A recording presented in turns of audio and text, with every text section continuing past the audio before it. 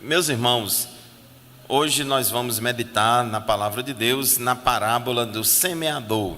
Abra sua Bíblia, vamos acompanhar. Culto de ensinamento da palavra de Deus.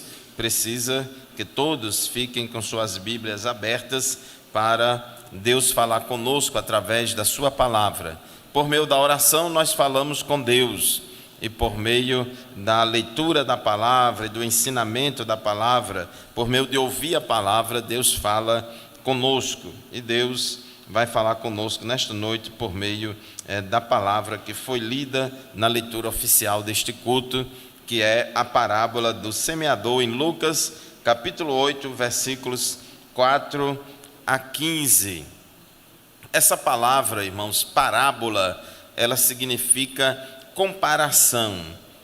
Comparação. Então, a parábola é um recurso literário que se usa para poder fazer comparações, analogias, e tanto ela pode ser usada para esclarecer, clarear o sentido das coisas, o entendimento dos ouvintes, como também pode ser usada também para poder dificultar a compreensão dos ouvintes. Então, tem esses dois lados da coisa.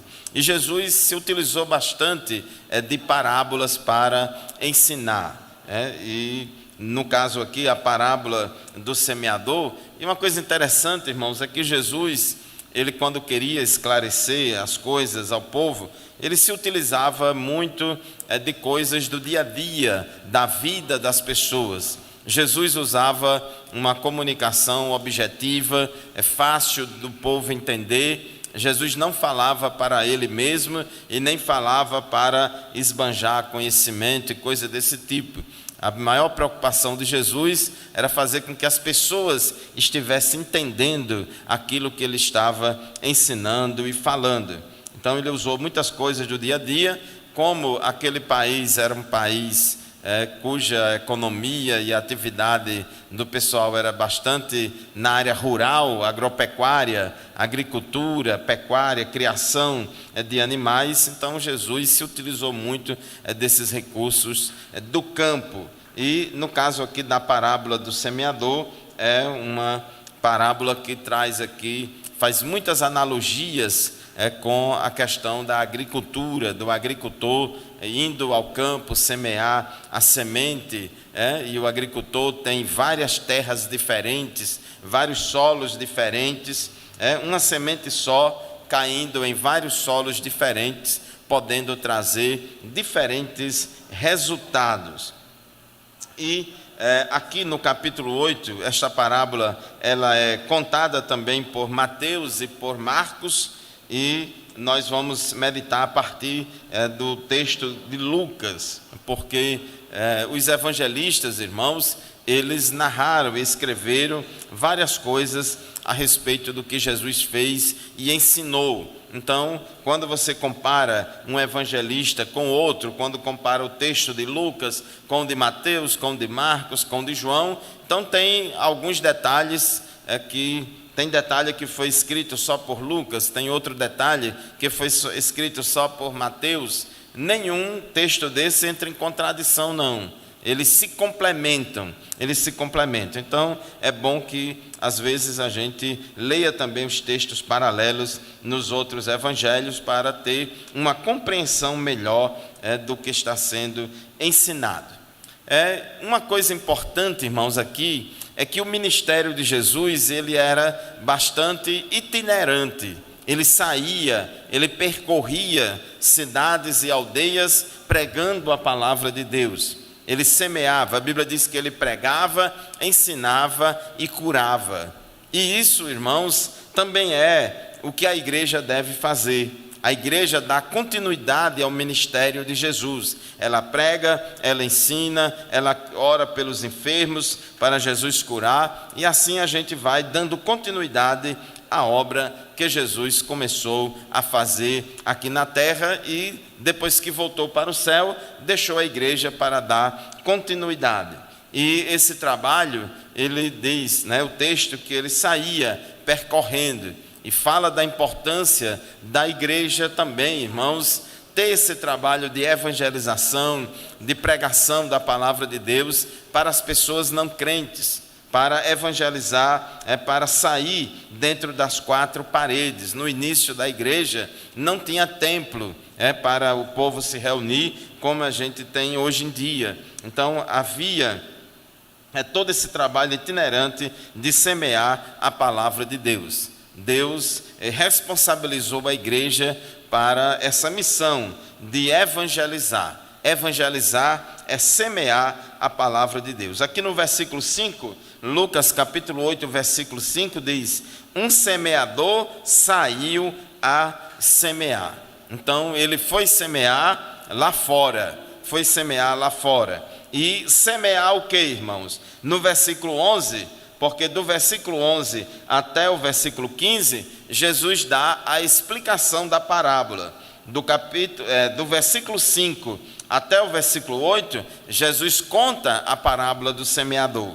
Mas do versículo 11 ao 15, ele explica o que é que significa vários termos e vários ensinamentos desta parábola. E quando ele diz aqui, um semeador saiu a semear, ele diz, a semente é a palavra de Deus. Nós somos os semeadores, os crentes são os semeadores. Mas que semente, irmãos, nós vamos semear? Nós estamos aqui na terra, como igreja, para semear a semente da palavra de Deus. Eu não posso ir falar a minha própria palavra. Eu não posso ir, irmãos, gastar o meu tempo, viver gastando o meu tempo para pregar ideologias humanas, para pregar ideologias políticas. Eu não posso perder meu tempo, irmãos, para estar semeando contendas, para estar semeando coisas que não vão edificar, que não vão libertar o pecador. Nós, irmãos, fomos chamados por Deus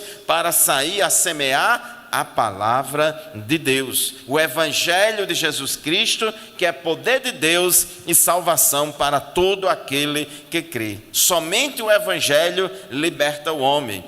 Somente o evangelho de Jesus Cristo é que vai trazer salvação para as pessoas. Aqui no mundo, irmão, já tem muita gente falando de tudo quanto há, como diz o mineiro, falando de tudo no mundo. Tem as bibliotecas, estão aí cheias de livros, as redes sociais, a internet cheia de textos e de tanta coisa. Tudo que você imaginar, tem muita gente falando de tudo no mundo aí. Mas o evangelho de Jesus Cristo, irmãos, só a igreja foi chamada e responsabilizada para pregar o evangelho. Então a igreja tem que ser focada na sua missão e sair, não a semear uma cultura cristã, não a semear um cristianismo nominal, não para semear, irmãos, determinados costumes, não para semear bandeiras denominacionais, mas a igreja está aqui na terra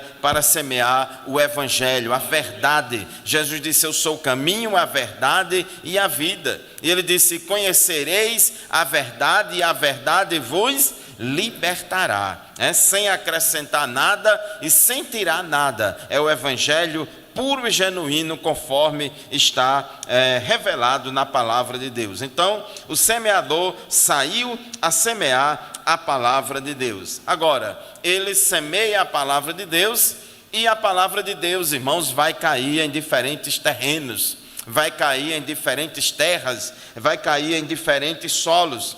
E nós, irmãos, não podemos estar escolhendo. Nós temos que pregar o evangelho a toda a criatura. Deus, na sua palavra, diz lá em Atos 17, que Deus, não levando em conta o tempo da ignorância, agora ele ordena a todos os homens em todos os lugares que se arrependam. Então ele faz isso através da igreja. Então nós pregamos o evangelho para todas as pessoas, em todos os lugares, pregando o evangelho a toda criatura. A igreja não pode, irmão, ser uma igreja especialista. Não, a congregação central é especialista em pregar só para a classe média, ou é especialista só para pregar para a classe média alta, ou é uma igreja especialista em jovens, outra é especialista só para a classe trabalhadora, outra é especialista só para periferia. Não, irmãos, não é assim. A igreja é todo mundo junto e misturado. Nós temos que pregar o evangelho para todas as pessoas, independentemente de classe social, independentemente de poder econômico, independentemente se mora no centro, na periferia, seja lá onde for, independentemente da raça, da cor, nós temos que pregar o evangelho para todas as pessoas, porque todos pecaram e destituídos estão da glória de Deus. Devemos pregar o evangelho até mesmo, irmãos, naqueles lugares onde as pessoas não gostam da gente, até mesmo naquelas comunidades ou bairros ou setores em que o povo não gosta de crente, mas nem por isso a gente vai desistir de pregar o evangelho naquele lugar. A igreja, irmãos, é teimosa. O crente, por natureza, é teimoso, porque ele está preocupado em fazer a vontade de Deus. Louvado seja o nome de Jesus. Então, ele saiu a semear a palavra de Deus. E aqui no capítulo 8, no versículo 5, diz o texto que uma parte da semente caiu à beira do caminho, foi pisada, e as aves do céu a comeram. Uma parte das sementes caiu à beira do caminho e pisaram em cima dessa semente, e as aves do céu comeram essa semente. Quando Jesus vai dar a explicação, irmãos, sobre este tipo de terreno, aqui no versículo 12, ele diz assim, preste atenção, acompanha aí, Lucas 8:12. Os que estão à beira do caminho são os que a ouviram. Depois vem o diabo e tira-lhes a palavra do coração, para não acontecer que, crendo, sejam salvos. Mateus, no capítulo 13, no versículo 19, ele dá mais um detalhe a respeito desta interpretação de Jesus. Ele diz que a todos os que ouvem a palavra do reino e não a compreendem, e não entendem, não compreendem a palavra, vem o maligno e arrebata o que lhe foi semeado no coração. Este é o que foi semeado à beira do caminho. Observe, irmãos, que enquanto a gente está pregando o evangelho, enquanto a igreja está em busca das almas, querendo que as pessoas se convertam e sejam salvas, ao mesmo tempo o diabo também está trabalhando para impedir que essas pessoas sejam salvas, para impedir que essas pessoas compreendam o evangelho, para impedir, irmãos, que elas entendam o plano de Deus para a salvação. Isso significa que nós fazemos a obra de Deus com dificuldade, e sempre vai ter, irmãos, um adversário. Sempre o diabo vai querer dificultar. Essa palavra diabo significa caluniador. Diabolos no grego significa caluniador, aquele que acusa falsamente. E nós, irmãos, temos visto quantas pessoas na sociedade, uma fração significativa da sociedade, tem ódio de crente, tem raiva de crente, tem preconceito com crente, fala mal do evangelho, fala mal da igreja e faz de tudo, irmãos, para confundir a cabeça das pessoas, para colocar na cabeça das pessoas um bocado de mentira a respeito de crente. Para dizer que todo pastor é rico, que a igreja só está interessada no dinheiro do povo, que todo pastor é isso, aquilo outro, que toda igreja é isso, aquilo e aquilo outro, e fica, irmãos, inventando um monte de mentiras e acusações falsas, mas com o único objetivo de atrapalhar as pessoas no processo de evangelização, para poder fazer com que as pessoas não entendam a mensagem de salvação. Ao invés das pessoas enxergarem a pureza e a beleza da verdade do evangelho, o diabo faz com que elas enxerguem coisas até mesmo que não existem, muitas coisas que não existem. Então, meus irmãos, nós precisamos, no trabalho de evangelização, orar, repreender o diabo, repreender o maligno. O Espírito Santo, ele trabalha convencendo o homem do pecado, da justiça e do juízo. Quantas vezes, irmãos, a gente está evangelizando uma pessoa, evangelizando um colega, um familiar, e o diabo vem pelos meios, irmãos, semeando coisa. Uma determinada época, quando eu morava lá em Minas, a gente estava evangelizando uma colega que estudava conosco ali no doutorado, e ela já estava, irmão, bem receptiva ao evangelho, mas o diabo, irmãos, usou uma pessoa para ensinar heresias a ela e desviou ela do caminho. Ela não tinha aceitado a Jesus ainda, mas já estava muito receptiva, mas aí, irmãos, o diabo veio e comeu aquela semente, fez com que ela se desviasse. Então, meus irmãos, diz o texto que a pessoa ouve a palavra e não entendendo e não compreendendo, então vem o diabo e retira do coração. Há necessidade, irmãos, que no processo de evangelização a gente pregue a palavra de Deus, que alcance o espírito, a alma da pessoa, a mente, a cognição, o entendimento. As pessoas precisam entender o que é que significa ser crente. Não é só a razão, claro, mas também a razão. As pessoas têm que entender o que é que significa ser crente. Então nós precisamos ter cuidado, porque o diabo, irmãos, ele está aí toda hora pronto para querer tirar do coração das pessoas a palavra que foi semeada. E diz aqui, para não acontecer que crendo sejam salvos. Então, nesse caso aqui, o diabo age antes das pessoas se converterem, antes das pessoas tomarem a decisão. Meus irmãos, tem muita gente que passa aqui na frente dessa avenida, nem enxerga que aqui tem uma igreja, nem enxerga que aqui tem uma igreja. Elas passam e nem enxergam, porque o diabo, a Bíblia diz que o diabo cegou o entendimento dos incrédulos, para que não lhes resplandeça a luz do Evangelho de Cristo, que é a glória de Deus. Então elas estão cegas espiritualmente, o diabo cega elas para que elas não entendam, não compreendam a palavra de Deus, para que elas não tenham acesso, para que elas não creiam e sejam salvas. O segundo terreno que caiu a palavra está aqui no versículo 6. Outra parte caiu sobre a pedra e, tendo crescido, secou por falta de umidade. Observe que a semente foi semeada no solo pedregoso, no solo rochoso, um solo raso, que tem pouca capacidade de armazenamento de água, e essa semente, ao cair lá, ela chegou a germinar, ela cresceu, mas ela secou por falta de umidade. Aqui no versículo 13, Jesus explica o que é que significa isso. Ele diz assim, Lucas 8:13, os que estão sobre a pedra são os que, ouvindo a palavra, a recebem com alegria. Estes não têm raiz, creem apenas por algum tempo e na hora da provação se desviam.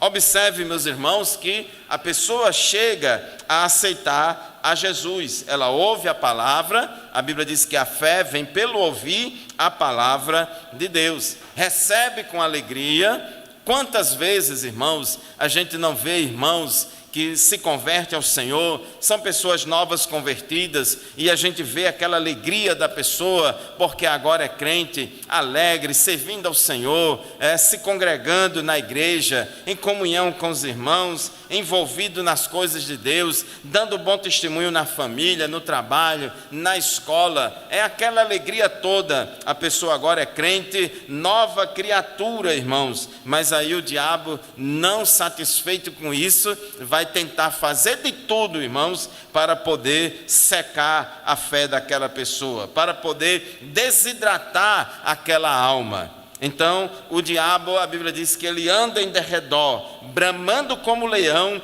buscando a quem possa tragar. Então diz que estes não têm raiz, eles creem apenas por algum tempo e na hora da provação se desviam. Aqui em Mateus, no capítulo 13, no versículo 21, diz: mas ele não tem raiz em si mesmo, sendo de pouca duração. Quando chega a angústia ou a perseguição por causa da palavra, logo se escandaliza. Todos nós, irmãos, somos provados. Todos nós somos provados. Ser crente, irmãos, não é fácil e não é fácil ao mesmo tempo. Por quê? Jesus disse que quem quiser vir após mim, negue-se a si mesmo. Tome sobre si a sua cruz e siga-me. Então, irmãos, há um determinado preço a pagar, vamos dizer assim, para poder a pessoa seguir a Jesus. Só, irmãos, que este fardo desta cruz não é tão pesado assim quando a pessoa realmente se converte a Cristo de verdade e busca andar na presença de Deus. O próprio Jesus disse que o meu jugo é suave e o meu fardo é leve. Muito mais pesado, irmãos, é o fardo do pecado. Muito mais pesado é o jugo de Satanás que coloca nas costas do pecador. Mas o jugo de Jesus é suave, o fardo de Jesus é leve.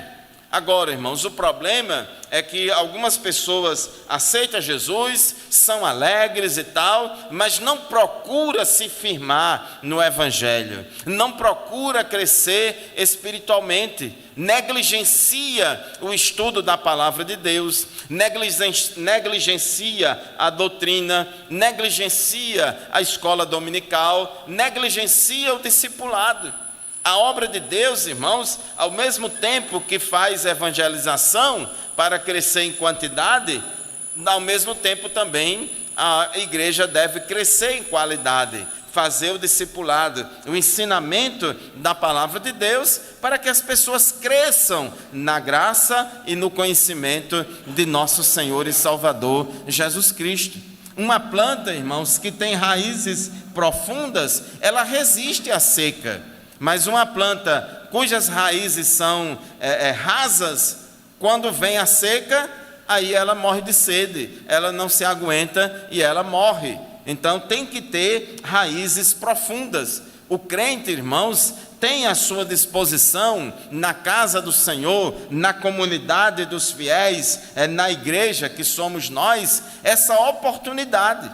A Bíblia diz que nós não devemos deixar a nossa congregação, como é costume de alguns, mas antes estarmos juntos, se congregando, para estimular uns aos outros ao amor e às boas obras. Deus disponibiliza para nós, irmãos, vários meios de graça. Além da comunhão dos santos que a gente falou, disponibiliza para nós a palavra de Deus, a Bíblia Sagrada, disponibiliza para nós o acesso ao trono de Deus por meio da oração. Você pode orar na igreja, tem matutino, tem consagração, tem pocinho de Jacó, tem círculo de oração, tem culto de oração à noite, mas você também pode orar na sua casa. Onde você estiver, você pode orar, você pode buscar ao Senhor, às vezes dirigindo, às vezes varrendo a casa, lavando a louça, enfim, irmãos, nós podemos sim estar conectados com Deus. Então são meios de graça que Deus disponibiliza para mim e para você, para que a gente possa crescer espiritualmente, para que a gente possa alimentar a nossa alma. Assim como o corpo, ele precisa de alimento e precisa de água para poder crescer de forma saudável e se desenvolver, nós também, irmãos, a nossa alma precisa de alimento espiritual. A nossa alma precisa da água espiritual para poder crescer. E nós não podemos, irmãos, ser negligentes. Nós não podemos ser crentes superficiais. Quando eu aceitei a Jesus como Salvador, irmãos, e eu cheguei na igreja e eu disse, eu quero ser crente por inteiro. Eu quero ser crente completo. Eu não quero ficar nem uma unha minha lá no Egito. Eu quero levar a sério o Evangelho. Eu quero levar a sério a nova vida que Cristo tem para mim.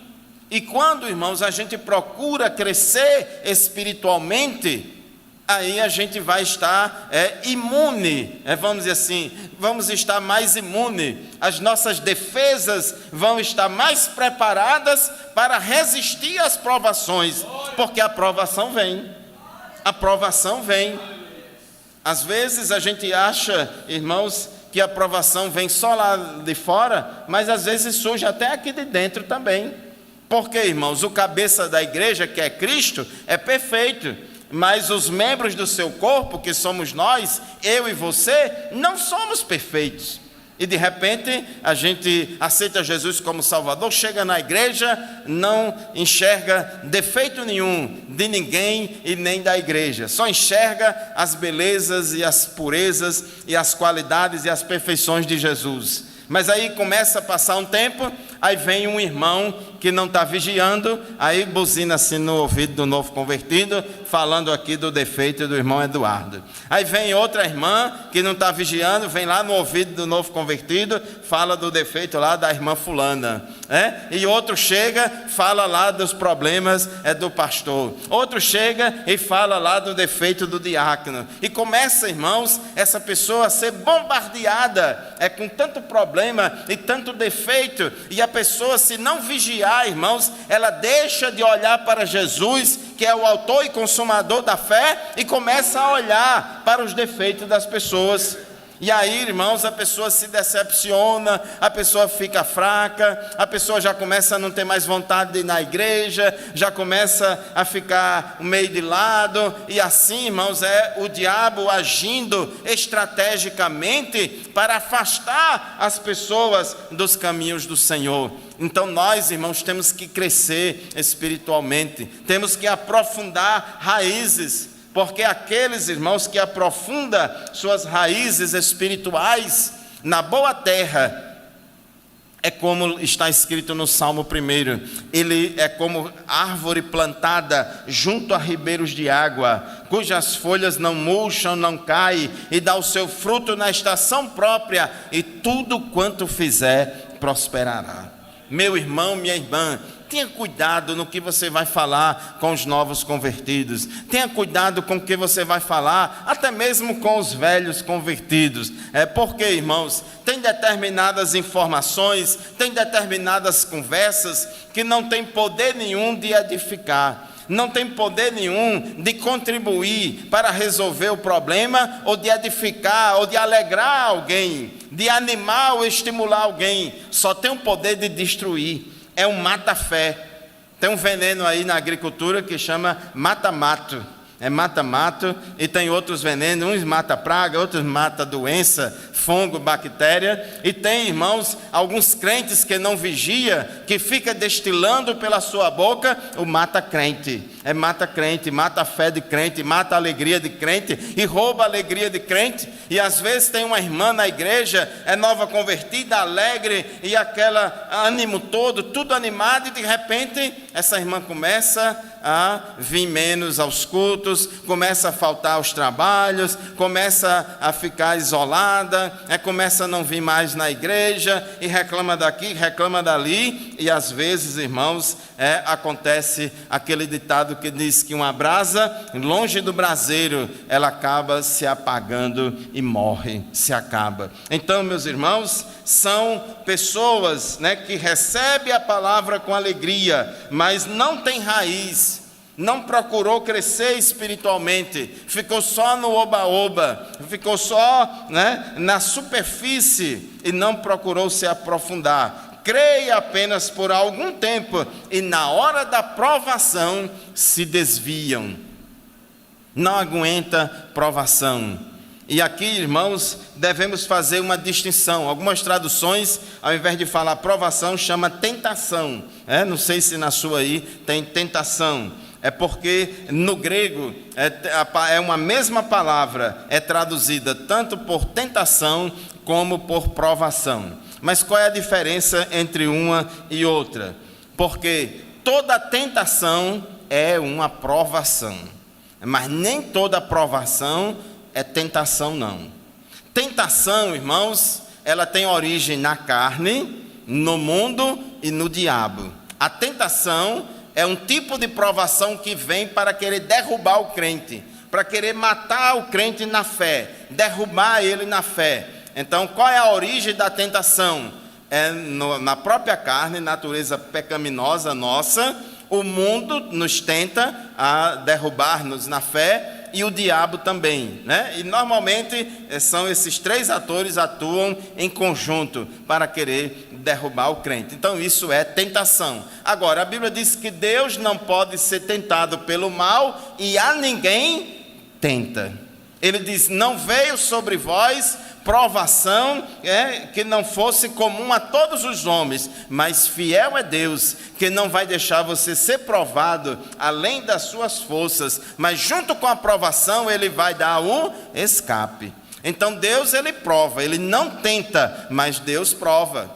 Deus prova a mim e a você, não para que ele fique sabendo o que está no nosso coração, porque ele já sabe, ele é onisciente, ele sabe todas as coisas, mas às vezes, irmãos, é para mostrar para nós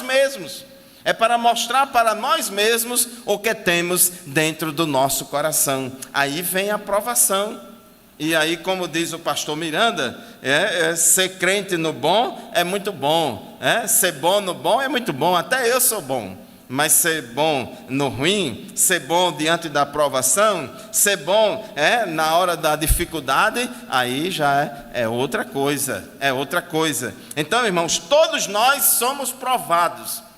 Não pense que você é privilegiado, é privilegiada, não, eu não vou ser provado. Todos nós somos provados de uma forma ou de outra. E nós, irmãos, temos que passar no teste. Temos que ser aprovados e não reprovados. Então, aqui no versículo 13, diz que os que estão sobre a pedra, são os que ouvem a palavra, a recebem com alegria. Estes não têm raiz, creem apenas por algum tempo e na hora da provação se desviam. Irmãos, eu tenho tido a oportunidade de participar de algumas cerimônias, alguns cultos e alguns eventos na igreja, especialmente assim, por exemplo, velório na igreja. E eu tenho visto, por ocasião de velório, muitas pessoas que antigamente viviam aqui entre nós, muitas pessoas que antigamente eram crentes, muitas pessoas que caminhavam conosco, que glorificavam o nome de Jesus, pessoas batizadas no Espírito Santo, trabalhavam na obra de Deus, pessoas que comungavam conosco no dia a dia, mas que hoje não estão mais entre nós, não estão mais em outras igrejas e estão no mundo, estão desviadas, estão afastadas dos caminhos do Senhor. E isso, irmãos, realmente deixa a gente triste e preocupado, porque a gente não quer, irmãos, que ninguém se perca. Toda alma tem valor diante de Deus. Se a gente procurar para pensar, irmãos, a Igreja Assembleia de Deus talvez seja a igreja que mais ganha alma para Jesus no Brasil, mas muito provavelmente é a igreja que mais perde também almas para Jesus. Se fizer uma pesquisa entre pessoas desviadas que estão aí no mundo, pode observar que uma grande parte delas, elas saíram da Assembleia de Deus, eram crentes da Assembleia de Deus, por algum motivo ou outro, elas pararam de caminhar, e não começou assim de uma hora para outra, foi um processo muito lento, de esfriamento espiritual, um problema ou outro, uma negligência ou outra, até se afastar completamente dos caminhos do Senhor. Então, meu irmão, minha irmã, você que está aqui nesta noite, que está em pé, olhe que não caia, vigie pela sua vida, eu tenho que vigiar pela minha vida, Temos que ter cuidado, irmãos, para que também a gente não seja reprovado no teste. O terceiro tipo de solo que caiu a semente está aqui no versículo 7. Outra caiu no meio dos espinhos, e os espinhos, ao crescerem com ela, a sufocaram. Os espinhos, ao crescerem junto com a semente, sufocou a semente. E no versículo 14 tem aí a explicação de Jesus. A parte que caiu entre espinhos, estes são os que ouviram e no decorrer dos dias foram sufocados com as preocupações, as riquezas e os prazeres desta vida. Os seus frutos não chegam a amadurecer. O que é que acontece aqui, irmãos? A pessoa foi crente, aceitou Jesus como Salvador, foi salva, se converteu ao Senhor, está uma bênção nos caminhos do Senhor, porém, a vida dessa pessoa no dia a dia está fazendo com que ela inverta as prioridades da vida dela. Jesus disse: buscai em primeiro lugar o reino de Deus e a sua justiça, e todas essas coisas, que são as necessidades básicas do dia a dia, que ele falou ali em Mateus capítulo 6, vos serão acrescentadas. Jesus disse: o que é que adianta o homem ganhar o mundo inteiro e perder a sua alma? Não adianta, irmãos, nenhum sucesso econômico, nenhum sucesso financeiro, nenhuma projeção social, nada, nenhum sucesso profissional justifica, irmãos, o fracasso na vida espiritual. Não é pecado o crente querer prosperar, não é pecado o crente querer melhorar de vida econômica, social, realização profissional. Não tem problema nenhum, todo mundo deve buscar o melhor para si, então isso não há nenhum problema. Agora, nós não podemos, irmãos, ter o sucesso econômico profissional como um fim em si mesmo, como se fosse a coisa mais importante deste mundo. E às vezes, irmãos, a pessoa passa a vida toda, gasta a sua vida, gasta a sua saúde em busca de dinheiro, em busca de uma realização econômica e profissional, irmãos, e depois, irmãos, quando consegue isso, e perdeu a sua saúde física, perdeu a sua saúde emocional e perdeu a sua vida espiritual. Então não adianta, às vezes alguns até perdem o casamento, perdem os filhos, perdem a família. Então nós, irmãos, precisamos ter cuidado. A Bíblia diz, portanto, lá em Colossenses 3:1, se já ressuscitastes com Cristo, buscai as coisas que são lá de cima. Existe uma prioridade. Nós, como cidadãos desta terra, vamos viver uma vida responsável. Vamos ser previdentes, vamos trabalhar, vamos cuidar da nossa família, vamos pagar nossas contas, vamos trabalhar, porque Deus não se agrada de crente vagabundo, tem que trabalhar, tem que produzir, tem que comer daquilo que a pessoa trabalha, etc, etc. Tem que ensinar os filhos a buscar uma melhor condição de vida. Tudo isso é muito importante, mas o grande problema, irmãos, é que muitas famílias e muitas pessoas exageram nisso aí, exageram na dose e começam, irmãos, a sacrificar a sua vida espiritual. Começa a sacrificar a vida espiritual e às vezes a pessoa começa a pegar num dinheirinho, aí ela fica toda diferente. A pessoa fica toda diferente, não, porque eu não tenho tempo, o corre-corre é muito grande. Eu sei, irmãos, que às vezes na nossa vida profissional, no trabalho, nos estudos, em tudo aquilo que a gente vai fazer, eu sei que às vezes tem épocas e tem períodos que exige uma dedicação maior nossa. Exige, às vezes você está fazendo um curso, um trabalho, uma coisa assim, e que está exigindo muito de você ali naquele período. Agora, irmãos, não vamos transformar uma exceção em regra. Não vamos transformar uma exceção em regra, porque senão a gente não vai aguentar. A gente vai morrer espiritualmente. E aí a gente pode estar com a conta bancária cheia de dinheiro, a gente pode estar com a parede cheia de diploma pregado na parede, irmãos, e ir para o inferno. Não adianta de nada, não adianta. Nós temos, irmãos, que zelar pela nossa vida espiritual. Então, no decorrer dos dias, essas pessoas ficam sufocadas com as preocupações da vida. Porque quanto mais, irmãos, a gente tem, quanto mais a gente conquista, maior é a preocupação para manter. Se não tiver cuidado, irmãos, a gente fica até mesmo escravo daquilo. Então, as preocupações do dia a dia sufocam as riquezas e os prazeres desta vida. A riqueza, irmãos, é um problema muito sério. Jesus disse: muito dificilmente entrarão no reino dos céus aqueles que são ricos. Não é fácil o ser humano administrar riqueza, porque, irmãos, há uma facilidade muito grande do ser humano passar a confiar no dinheiro, passar a confiar nas riquezas. Ao invés de ser senhor do dinheiro, ele se torna um servo do dinheiro. Então, há uma preocupação muito grande, devemos vigiar, devemos nos vacinar, irmãos, contra essas coisas e os prazeres desta vida.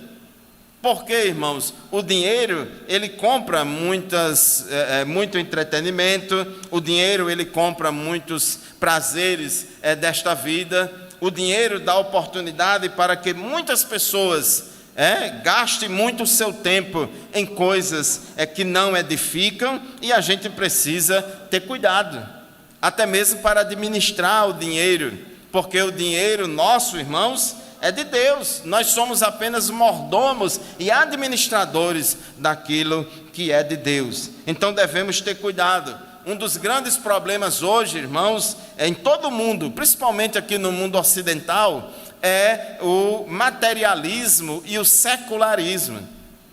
A Europa hoje, irmãos, já quase não tem crente. E muitas obras missionárias que tem lá, até mesmo na nossa igreja, irmãos, a maioria dos que estão lá são brasileiros, imigrantes que moram lá.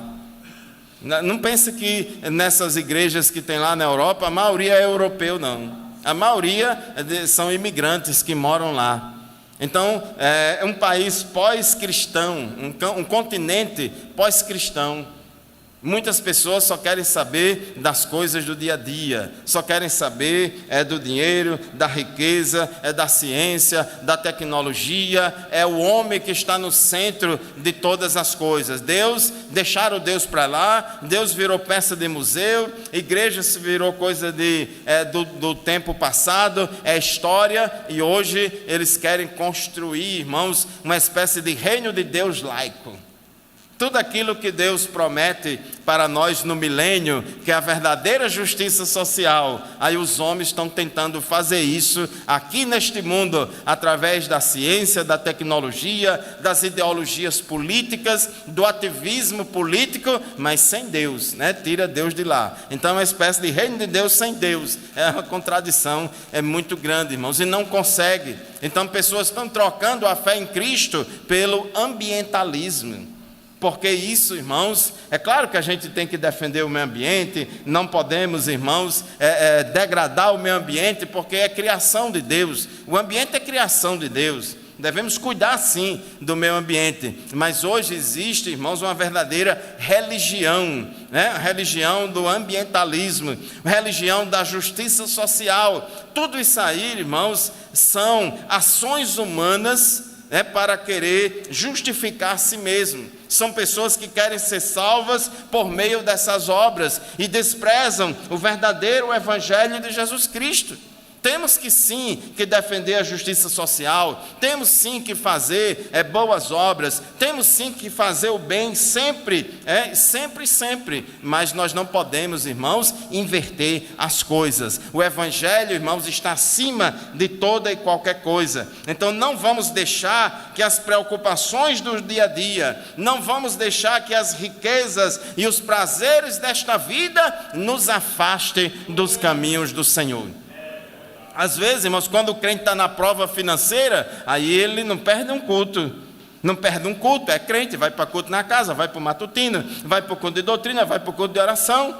Mas quando pega no dinheirinho, aí, irmão, não tem mais tempo para a igreja. Não, irmão, porque no domingo de manhã eu não posso ir na escola dominical, porque eu estou cansado, é muito difícil. Aí ele só acha o caminho do entretenimento, só acha o caminho da diversão. Não porque no outro dia, não sei o que mais lá, sempre tem uma justificativa para não querer se ocupar com as coisas de Deus. E Jesus disse que quando ele vier arrebatar a igreja, muita gente vai ser pego de surpresa justamente por causa disso. Só estão se preocupando com as coisas deste mundo. É prosperidade, é materialismo, é secularismo, e a fé fica em segundo, terceiro, quarto plano, e às vezes em plano nenhum. Por isso que Jesus disse, que quando ele vier, então uns vão estar casando, dando-se em casamento, bebendo, comendo, vão estar distraídos com as coisas deste mundo e vão ser pegos de surpresa. É por isso que aqui no sermão profético, Jesus disse em Lucas 21:34, tenham cuidado para não acontecer que o coração de vocês fique sobrecarregado com as consequências da orgia, da embriaguez e das preocupações deste mundo, e para que aquele dia não venha sobre vocês repentinamente, como uma armadilha, pois sobrevirá a todos os que vivem sobre a face de toda a terra. Portanto, vigie o tempo todo, orando, para que vocês possam escapar de todas essas coisas que têm de acontecer, para que possam estar em pé na presença do Filho do Homem. E o quarto terreno, irmãos, para terminar, está aqui no versículo 8. Lucas 8:8 diz assim: outra, enfim, caiu em boa terra, cresceu e produziu a 100 por 1. Diz no texto de Mateus, quando fala dessa boa terra, deste quarto solo, diz: mas o que foi semeado em boa terra é o que ouve a palavra e a compreende. Este frutifica e produz a 100, a 60 e a 30 por 1. Então, meus irmãos, tem muita boa terra aí para ouvir o Evangelho. Tem muita boa terra ainda neste mundo que precisa ouvir a palavra de Deus, o Evangelho da verdade, que liberta e transforma todo e qualquer pecador. Então nós, irmãos, vamos continuar semeando. A igreja não converte ninguém, a igreja não salva ninguém. A obrigação nossa é pregar o Evangelho, é semear a semente da palavra de Deus, e aquela que cair em boa terra, esta vai produzir fruto. Você não sabe qual é a terra que é boa, você não sabe, mas você sabe que a semente que você semeia, ela é boa. Então vamos semear, e Deus, irmãos, vai fazer frutificar aquela semente que cair em boa terra. Agora, é interessante que diz aqui: um produziu fruto a 100, outro a 60 e outro a 30. Mostrando também, irmãos, que o crescimento espiritual, a maturidade espiritual dos salvos é diferente de um para outro. Há uma diversidade muito grande. Todos nós somos salvos, porém uns são mais maduros na fé, outros são menos maduros na fé. Uns são muito bons em determinada área, mas já noutra área tem mais deficiência. E todos nós somos carentes da graça de Deus. Todos nós somos pecadores arrependidos, pecadores que estão aqui nas mãos do oleiro, sendo trabalhados pelo Senhor no dia a dia, e precisamos, irmãos, deixar que Deus trabalhe na nossa vida, orar a Deus e pedir a Deus para que Ele tire de nós aquilo que está demais e acrescente aquilo que está de menos. E assim Deus vai moldando, assim como o oleiro vai moldando ali o vaso, irmãos, com as suas mãos, o Senhor também vai moldando a nossa vida, vai moldando o nosso entendimento, a nossa mente, o nosso coração, os nossos sentimentos. Ele vai trabalhando na nossa vida, e a gente, irmãos, vai cada vez mais entender a boa, perfeita e agradável vontade de Deus. Que Deus ajude os irmãos, que abençoe a todos nós. Vamos, meus irmãos, continuar servindo ao Senhor com alegria. Não troque Jesus por nada, não deixe Jesus por nada, não viva na superfície, não viva, irmãos, uma vida espiritual superficial. Aprofunde as suas raízes. Aprofunde as suas raízes, porque a seca vem, o veranico chega, os problemas climáticos chegam, e quem tem raiz profunda vai resistir à provação. O vendaval chega, mas quem tem raiz profunda aguenta, irmãos, a ventania, enverga, mas não quebra, continua de frente, continua caminhando e servindo ao Senhor. Porque, irmãos, quem se desviar dos caminhos do Senhor, quem abandonar os caminhos do Senhor, não pense que Deus vai aceitar justificativa. Ah, Senhor, lá no juízo final, eu me desviei, foi por causa daquele irmão que falou grosso comigo. Eu me desviei por causa daquele pastor que deu uma doutrina de carapuça lá para mim, e eu não gostei, e nunca mais fui na igreja. Eu me desviei porque não me deixaram tocar na bateria. Eu me desviei por causa disso, por causa daquilo e daquilo outro. Meu irmão, nenhuma justificativa, nenhuma desculpa justifica a gente deixar de servir a Deus.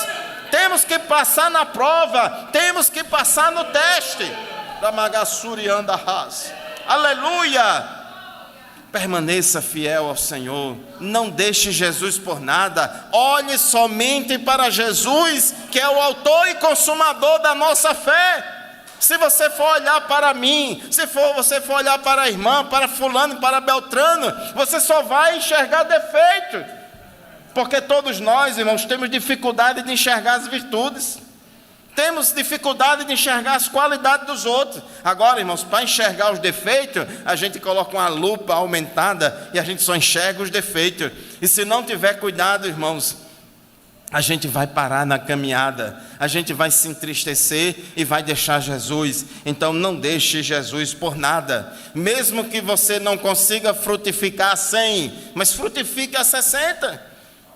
Ah, pastor, mas não consigo, está difícil frutificar a 100 ou a 60. Minha irmã, meu irmão, mas pelo menos a 30. 29,9 aí não dá, fica reprovado. O ponto de corte para passar é 30, tá certo? Então vamos segurar em Jesus. Mesmo que você esteja aí só numa peinha de nada, como diz o Matuto, mas está produzindo fruto a 30, continue nos caminhos do Senhor. Peça para Deus abençoar você, para que você cresça e frutifique muito mais para a glória do nome de Jesus. Deus abençoe a todos, agradeço a oportunidade em nome de Jesus. Amém.